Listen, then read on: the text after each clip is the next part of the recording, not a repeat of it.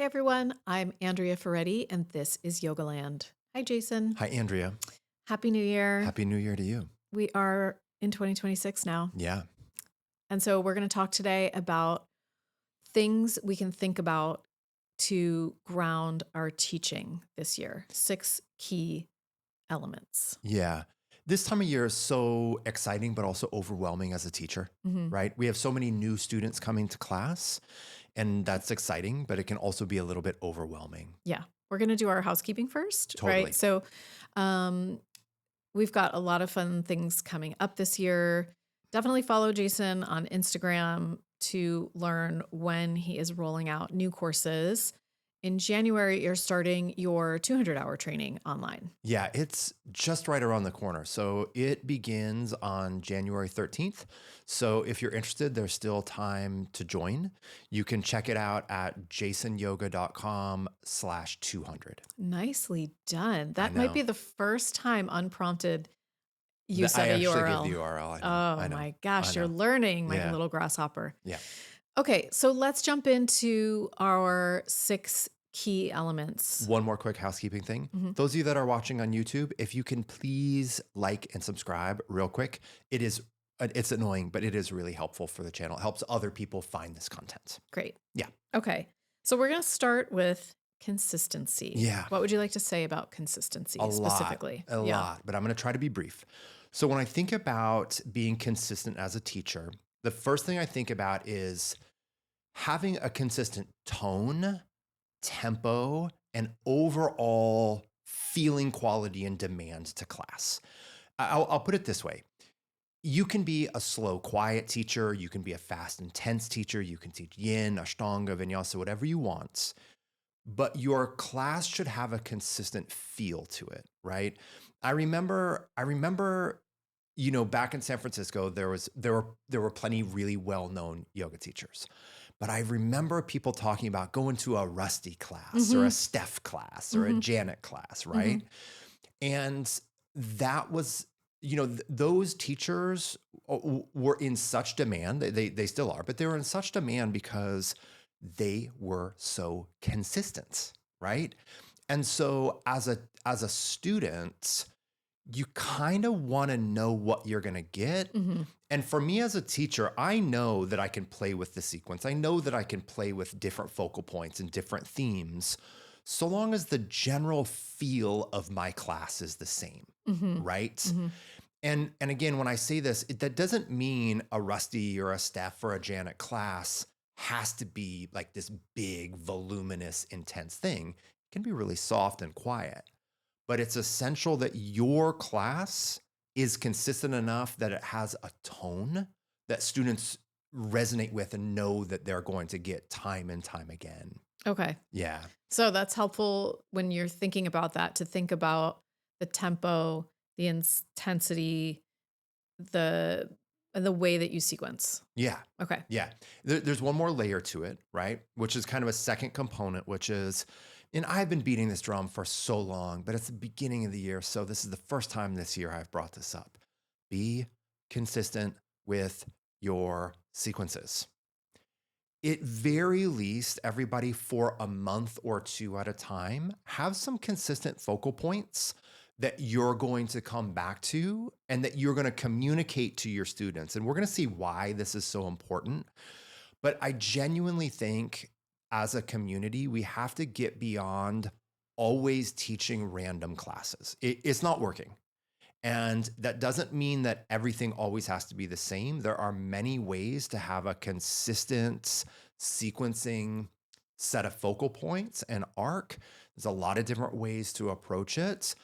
But the main thing I want to convey is don't just every class or every week change to something new and random. It's not the way people are going to learn, and it's not a good strategy for retention. Okay. Yeah. I'm just going to say your sequencing 2.0 course that you're going to do this year is going to really help with A, this. a lot of these, my sequencing Okay. 2.0 class is going to Okay. help for sure. All right. So the second key principle is kindness. Yeah. I mean, here's the thing where I think I'm kind. I actually know that I'm kind, but I don't know that I've always come across as kind, because when I would come into class, I'm kind of in I'm in like go mode.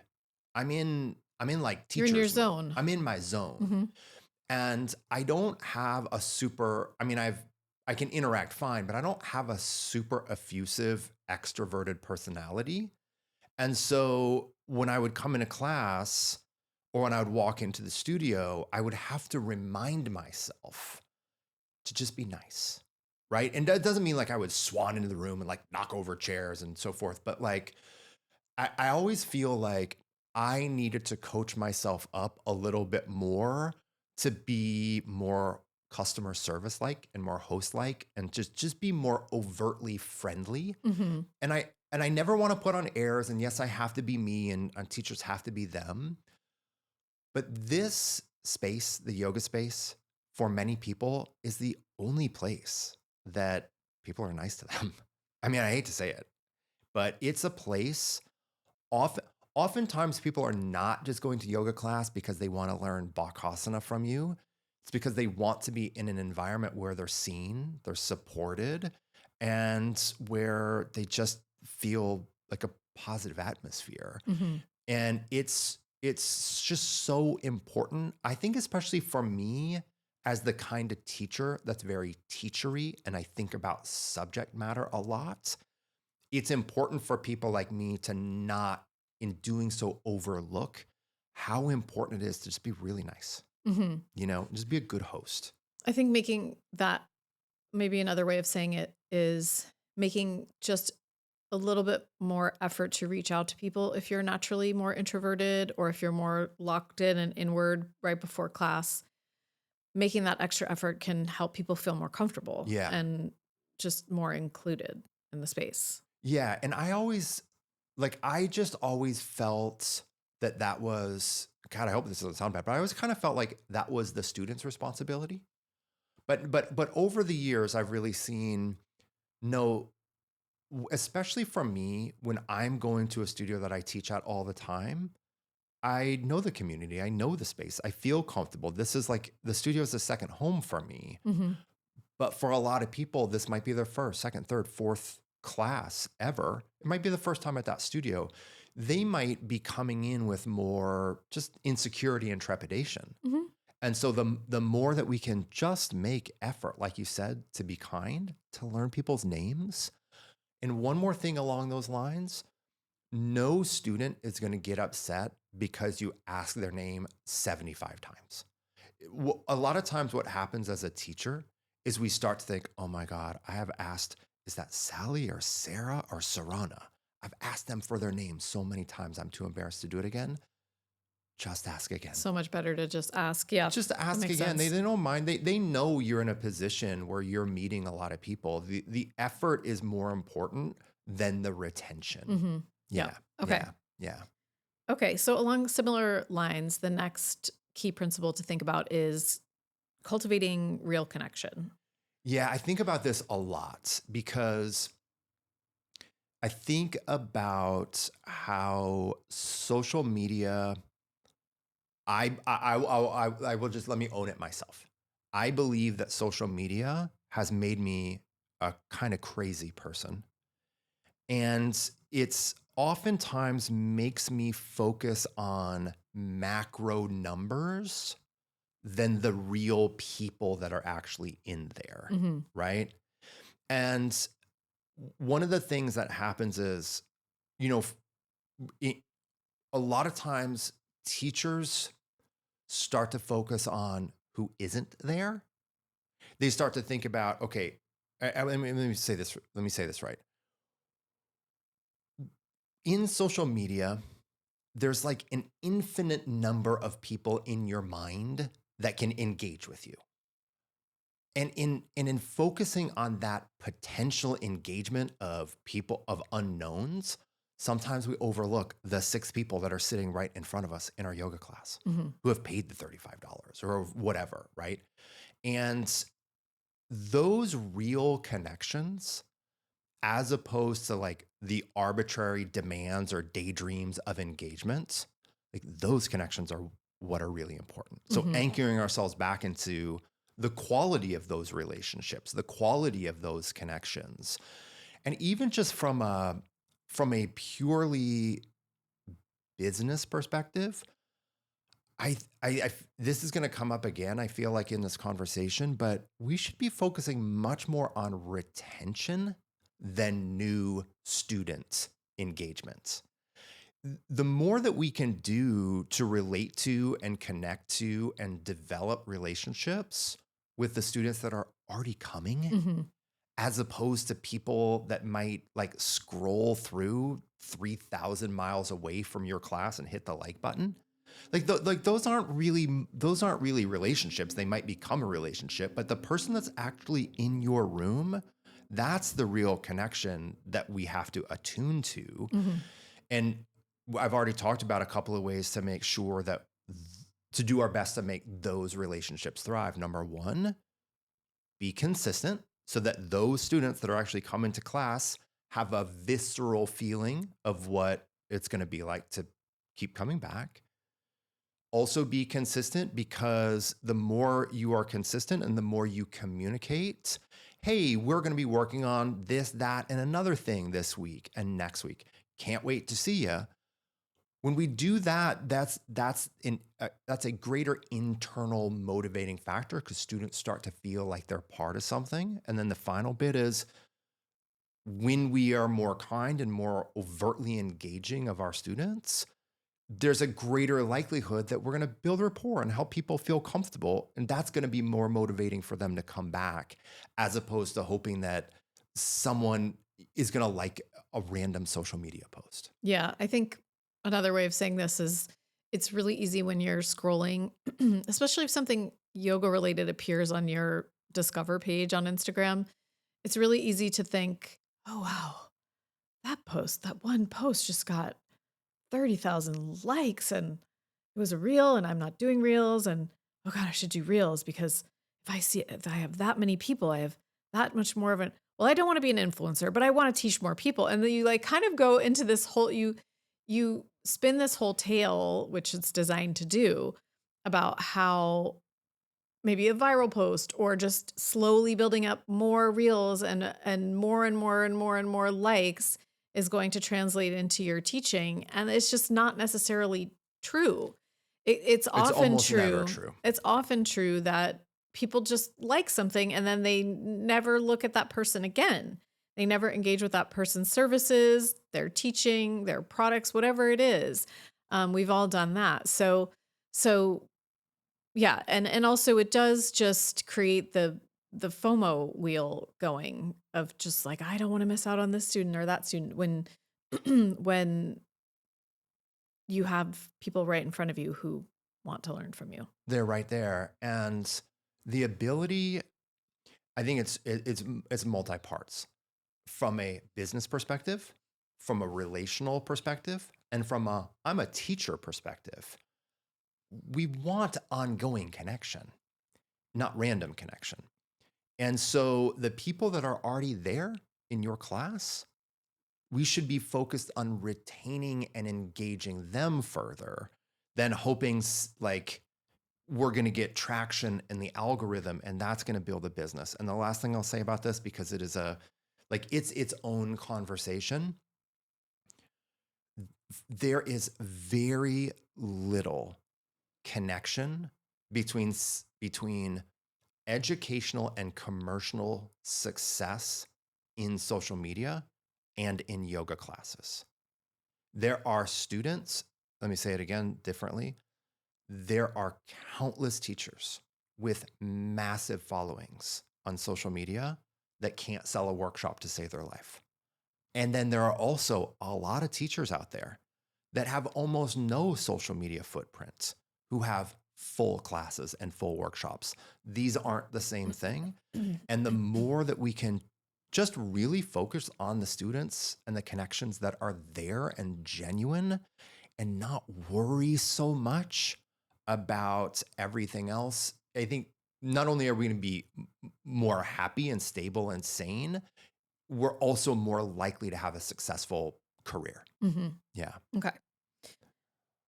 So the next point is quality of movement over range of movement. Yeah. So, in a way, those first 3 points were very macro, like relational.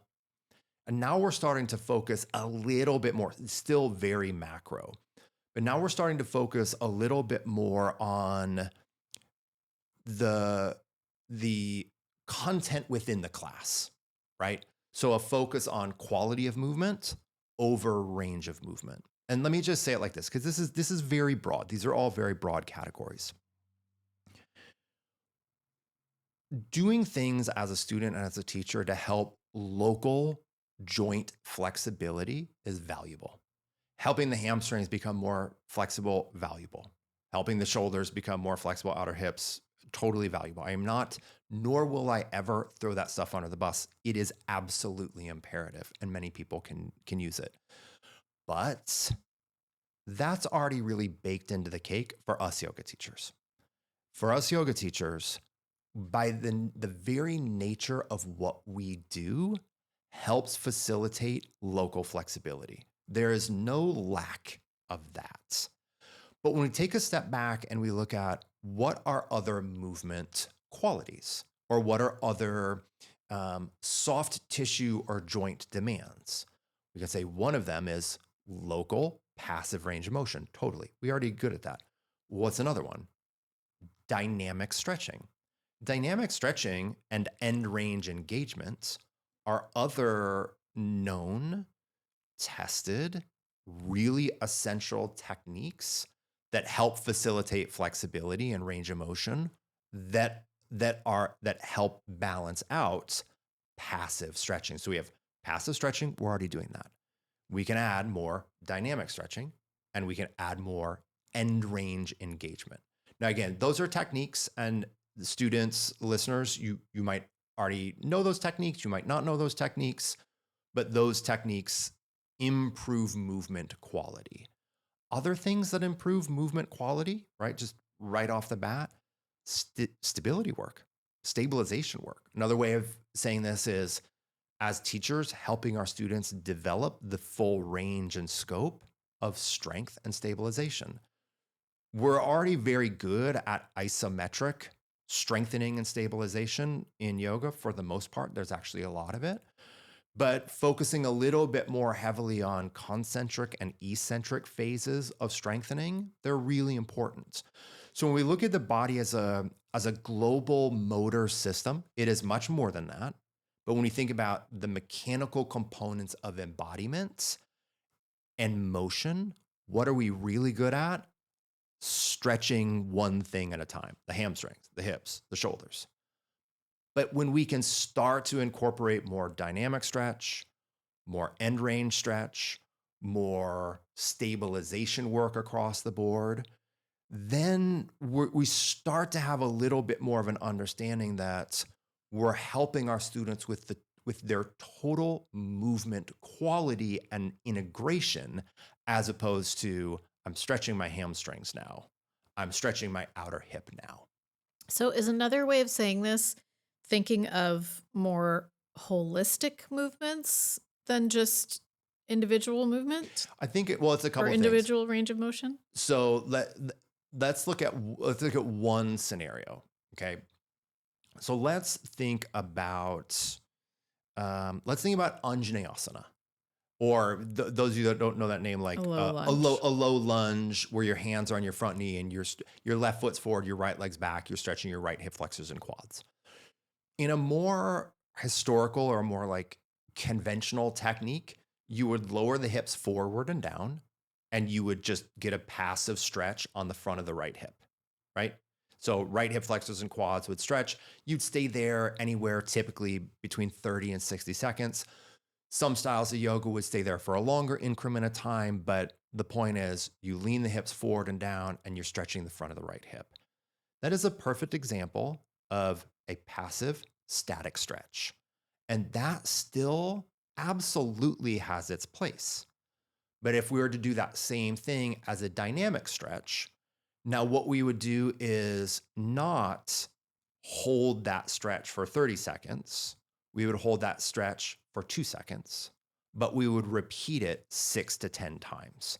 So we would gently ease into it, hold it for 2 seconds, back out of it. Okay. So that Ease that into it, example is back out of not it. a holistic approach. It's more of just like you're talking more about like thinking about techniques instead of just range of motion. Yes. And saying to ourselves, we have many techniques at our disposal Hmm. when we're thinking about movement quality rather than just this one, Yeah. right? I'm going to just go one more example.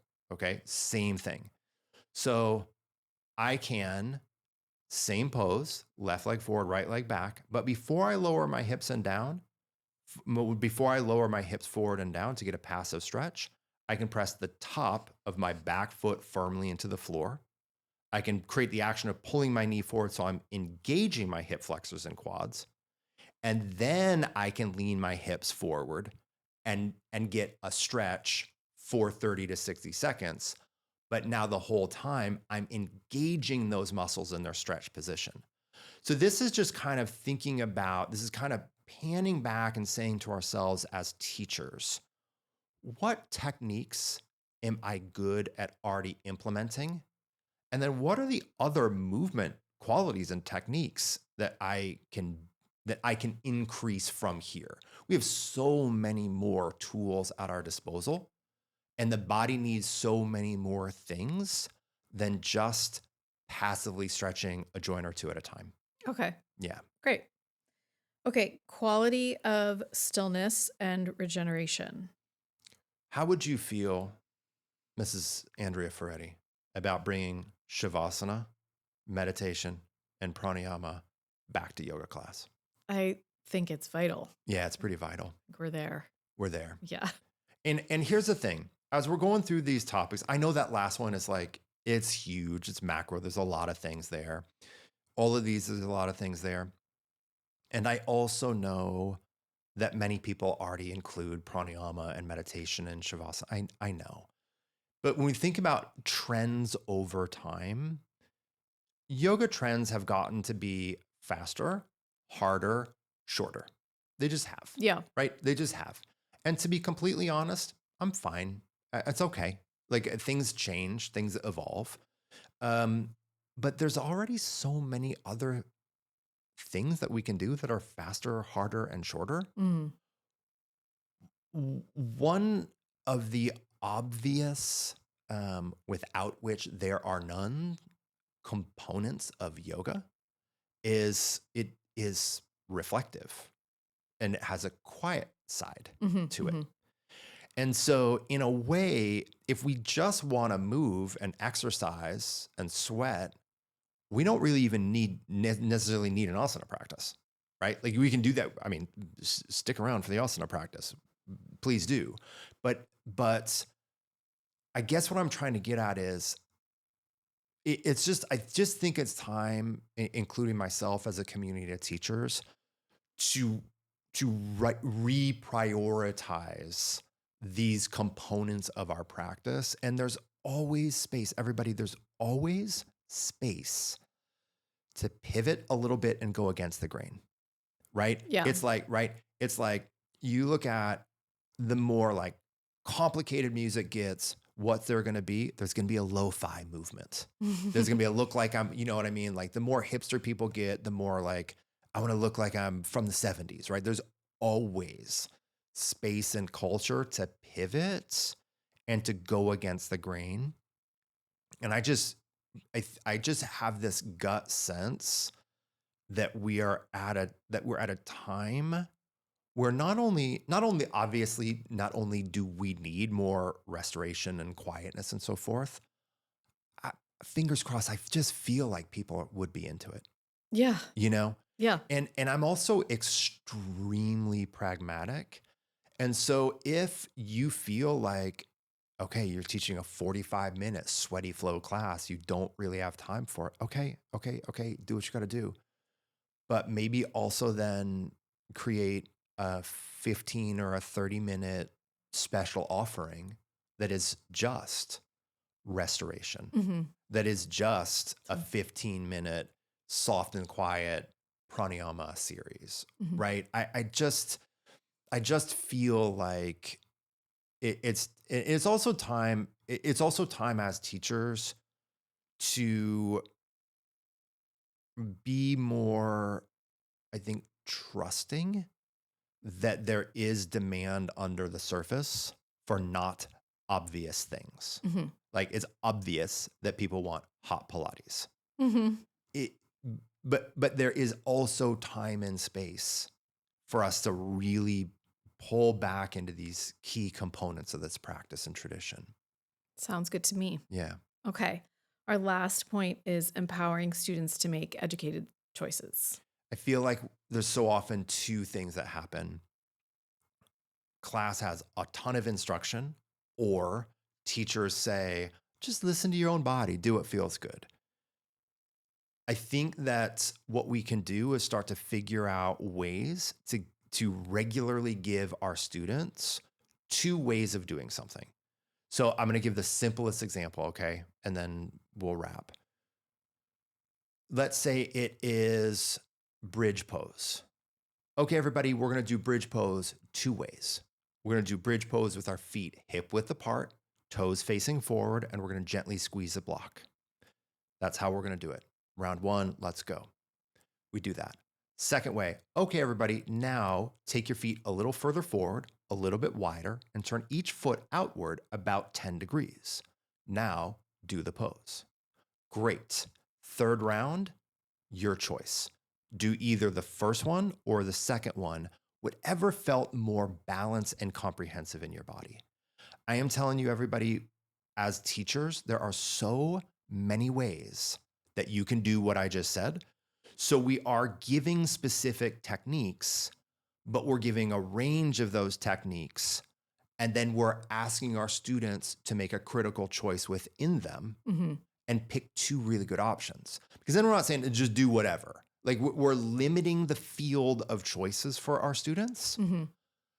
so they're not overwhelmed. And yet we are empowering them to have like critical thinking and respond to their own needs. Hmm. I like it. So, yeah, being very specific in your instruction can help with Totally. that too. Totally. Okay. All right. Well, I think that's a lot to think about and chew on, and we will probably go into more depth into one or more of these points in the future. Yeah. Let us know in the comments below any of those individual points you want to know more about. Okay. Yeah. Any of those speak to you, we'll talk more about it. Sounds great. Okay, everyone. Thanks so much for listening. And until next week, enjoy your practice.